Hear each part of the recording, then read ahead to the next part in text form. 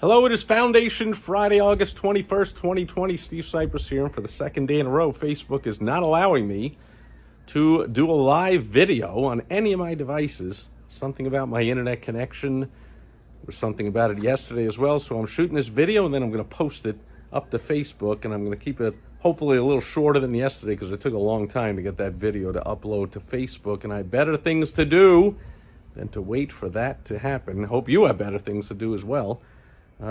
What a beautiful day here today. We got a break from the massively record-setting hot summer we've had here. It didn't hit 110 degrees here today, an aberration this year. And I think it might not even have hit 100. It was cloudy and a little muggy this morning, but not extremely hot, and still is not here at almost 6 o'clock p.m. here in sunny Arizona, and it's under 100 degrees. What is going on? And even a nice breeze. All right. So, Foundation Friday, another in our multi-part series on Dr. Dennis Waitley's fantastic classic book, The Psychology of Winning. You know, I heard a survey. Somebody told me there was a survey done, even of, now I don't know if it was entrepreneurs or business owners. You know, big difference.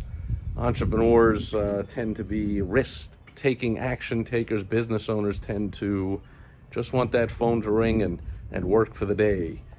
Too busy working in their business to look for more opportunities and new streams of income and all that. And there's lots of other differences between business owners and entrepreneurs. But it was a survey of either business owners or entrepreneurs. Surprised me that only 7% of them were positive, had a positive outlook, or optimistic people. 93% pessimists.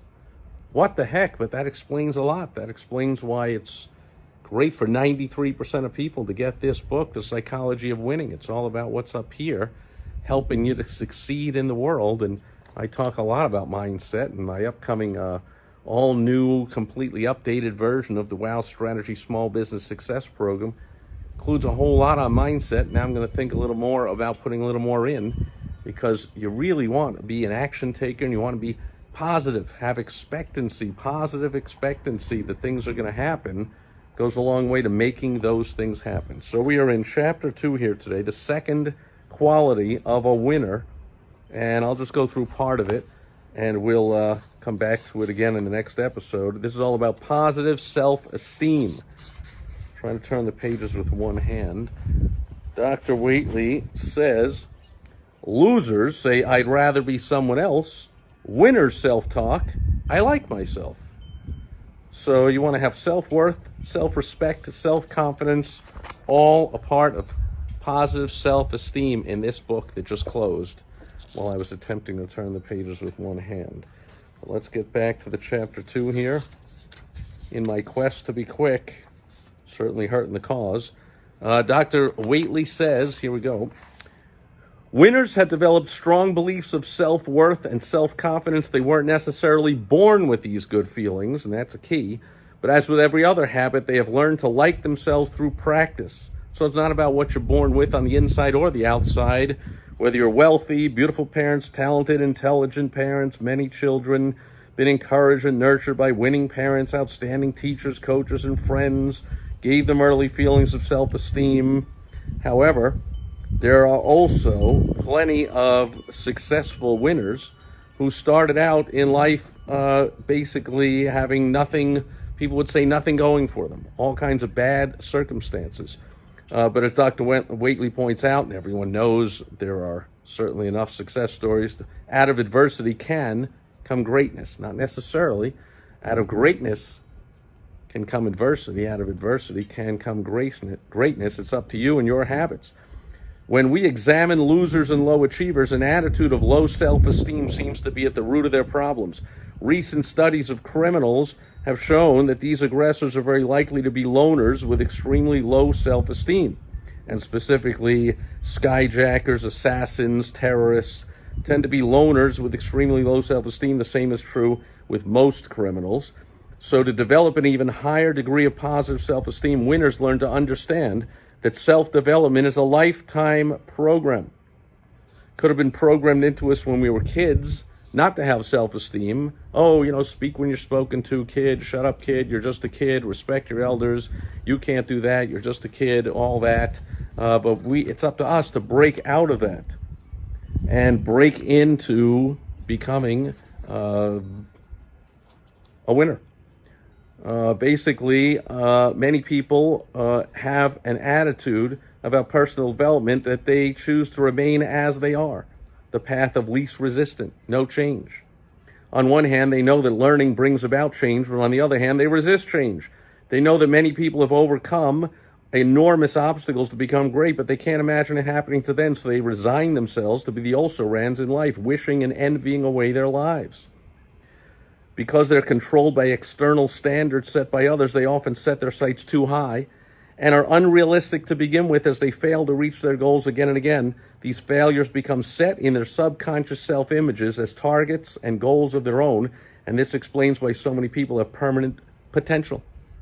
In other words, why they almost succeed over and over, having temporary fleeting successes, but those fail to materialize into a solid lifestyle. Now, this is real appropriate for today with all the I am triggered, I'm offended, and all the cancel culture and the deranged offense social justice losers of the world. He points that out here. Many people we know are hurt terribly by little things that we call social slights. It's a well-known psychological fact that the people who become offended the easiest have the lowest self-esteem. It's the person who feels undeserving, doubts his own capabilities, and has a poor opinion of himself who becomes jealous at the drop of a hat. The person with adequate self-esteem doesn't feel hostile towards others, isn't out to prove anything, can see the facts more clearly, and isn't demanding in his claims on other people. Man, I see this on social media all day. The people who are offended and triggered, and you got to vote against Trump just because you got to vote against Trump because he's mean and he offends people and he has no compassion and he has no empathy and he's mean and not nice, and Joe Biden's a nice guy, and which, by the way, anyone that knows Joe Biden knows that's not true, but in contrast to Trump, it's likely true. But is that what you look for in a leader? Oh, they're nice? Man, Bill Belichick, great coach, all-time greatest NFL coach of the New England Patriots. But is he nice? Is he a nice? That's what matters. If I'm a fan of the New England Patriots, I don't care if they win games. I want the coach to be nice. I don't want him to be mean. I want him to have empathy. When Tom Brady throws an interception, I don't say, hey, Tom, I know how you feel. Hey, it must feel kind of bad. I know how you feel, but what I found is if you just, keep your chin up and come on. Oh, my goodness. There is a growing tendency among many individuals to display in an area of expensive possessions, an array of expensive possessions and outward trappings of affluence. This concentration on status symbols is more likely to say to others that the owner is lacking in self-esteem rather than he is rich. It's possible that only those with a strong sense of self-worth can afford to display a modest image to the community. Hence all the gold chains and the extravagant jewelry and trappings you always see me wearing. The word esteem literally means to appreciate the value of. So why do we stand in awe of the power and immensity of the sea, solar eclipse, flowers, a giant redwood, a sunset, but at the same time we downgrade ourselves? Didn't the same creator make us? And are we not the most marvelous creation of all, able to think, experience, change our environment, and love? Don't downgrade the product just because you haven't used it properly and efficiently. We're going to end today's Foundation Friday video right there. Boy, having trouble. Watched too much of the Joe Biden speech last night. I'm having trouble getting the words out in a coherent fashion. Perhaps I, too, am demented and senile, and I should run for president. What the heck?